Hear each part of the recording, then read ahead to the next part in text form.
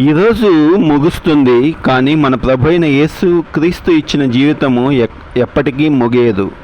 ప్రియమైన వారందరికీ ఈ పవిత్ర ఈస్టర్ దినాన రాత్రికాల శుభాకాంక్షలు. ఈ రాత్రి మనము దేవుని సన్నిధిలో విశ్రాంతి పొందుదాం.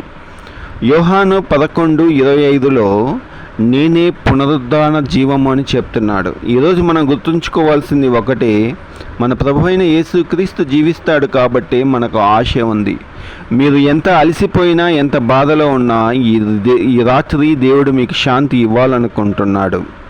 ఆయన ప్రేమ ఎప్పటికీ మారదు. కాబట్టి ప్రియులారా, మన దేవుడు పునరుద్ధానం కలిగిన దేవుడు కాబట్టి నీ సమస్య ఏదైనానో, నీ బాధ ఏదైనానో ఆయనతో పంచుకోమని ఈ రాత్రికాల సమయంలో మిమ్మల్ని హెచ్చరిస్తూ నేను హెచ్చరిక పొందుతున్నాను. ఈ వాక్యము దీవించలాగున ప్రార్థించుకుందాం.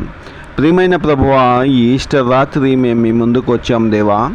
ఈరోజు మాకు ఇచ్చిన ఆశీర్వాదాల కొరకు నీకు కృతజ్ఞతలు. మాలో ఉన్న భయాలు, బాధలు నీకు అప్పగిస్తున్నాం దేవా. ఈ రాత్రి మాకు ప్రశాంతమైన నిద్రనివ్వము, మా కుటుంబాలను కాపాడము. అదే ప్రభా, మాది అనారోగ్య సమస్యల్లో ఉన్న వారికి ఆరోగ్యాన్ని దయచేయండి. మరి కుటుంబ సమస్యల్లో ఉన్న వారికి మరి ఈ ఈస్టర్ దినానైనా వారు శాంతియుతంగాను సమాధానంగా ఉండే భాగ్యం దయచేయమని వేడుకొంచున్నాం. అప్పుల్లో ఉన్న కుటుంబాలను అప్పులను ఏ విధంగా తీర్చుకోవాలో వారికి మార్గం చూపించమని వేడుకొంచున్నాం. మరి విద్యార్థులు చదువుకొని కాంపిటేటివ్ ఎగ్జామ్స్కు ప్రిపేర్ అవుతుండగానైనా మీరే వారికి మార్గం చూపించమని వేడుకొంచున్నాం.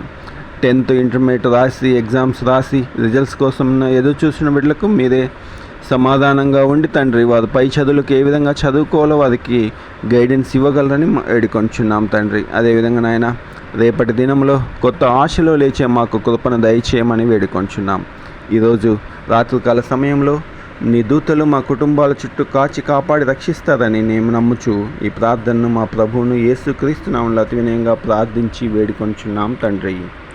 ఆమెన్. ఈ రాత్రి దేవుని శాంతి మీతో ఉండాలని ప్రార్థిస్తున్నాను. మరిన్ని ప్రార్థనల కోసం సబ్స్క్రైబ్ చేయండి. Good night. God bless you all. Amen.